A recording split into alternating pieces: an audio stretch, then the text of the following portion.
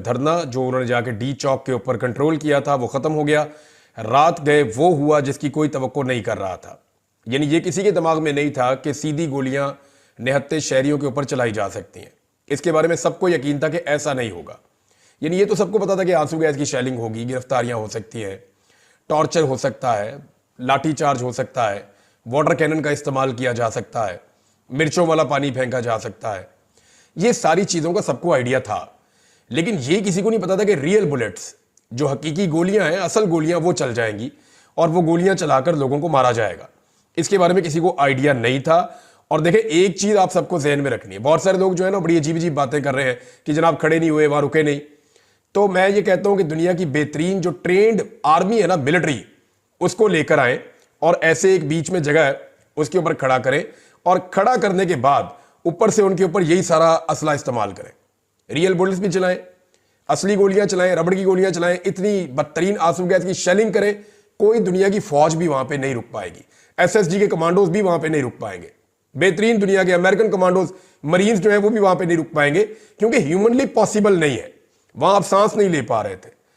तो और जब रियल बुलेट्स चलती हैं, यानी इन लोगों ने आंसू गैस का मुकाबला किया, पाकिस्तान तहरीक इंसाफ के कारकुनों ने पाकिस्तान की तारीख की सबसे बदतरीन आंसू गैस का मुकाबला किया, यानी नहीं गए। डंडों का मुकाबला किया, नहीं गए। रबड़ की गोलियों का मुकाबला किया, नहीं गए।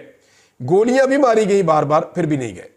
लेकिन जब अंधाधुंध फायरिंग हुई और बहुत सारे लोगों को बुलेट्स लगी हैं, अभी जो मेरे पास इत्तला आई उसमें सिर्फ एक हॉस्पिटल का डाटा है, दूसरे किसी अस्पताल का डाटा अभी नहीं है, और ये पॉलीक्लिनिक हॉस्पिटल का डाटा है।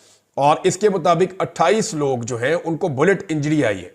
पाकिस्तान तहरीक इंसाफ ने जो बताया कि उनके 8 लोग जाँ बहक हो गए। ये अब तक के डाटा के मुताबिक है।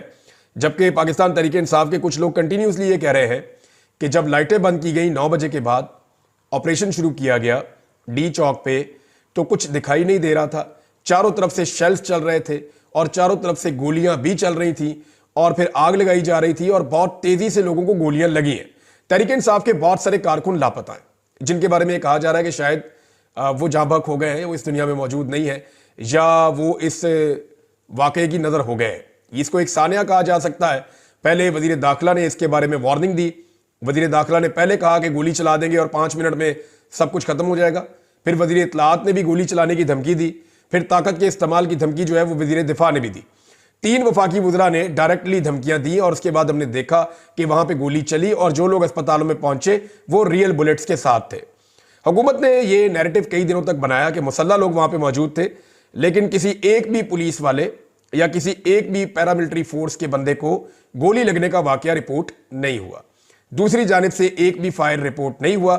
जितने जर्नलिस्ट वहां पे ग्राउंड पे मौजूद थे उन सबसे मैंने पूछा, उन्होंने कहा जी किसी ने भी गोली नहीं चलाई जवाबी, और वहां किसी के पास ऐसे हथियार हमने नहीं देखे और कोई जवाबी फायरिंग नहीं हुई। ये वन साइडेड फायरिंग थी, क्योंकि लोग आंसू गैस से इलाके को छोड़कर नहीं जा रहे थे, लोग उस जगह को छोड़ने के लिए तैयार नहीं थे। तो पाकिस्तान तहरीक इंसाफ के कारकुनों के लिए ये तो बहुत बड़ी बात है, वो तहसीन के काबिल है। उन्होंने जिस तरह फस्तायत का मुकाबला किया वो पाकिस्तान की तारीख में कोई और सियासी जमात नहीं कर सकी। लेकिन ये बड़ी बदकिस्मती है कि हुकूमत ने वो रास्ता इख्तियार किया जो कभी भी कोई भी हुकूमत नहीं करती। मैं जाती तौर पे आपको ये बता देता हूं कि मुझे पूरा यकीन था कि लोगों पे स्ट्रेट फायरिंग ऐसे नहीं की जाएगी। पाकिस्तान तहरीक इंसाफ को भी इस बात का यकीन था, सबको यकीन था, और ऐसा लगता था कि बगैर गोली चलाए ये लोग जाएंगे नहीं और गोली कभी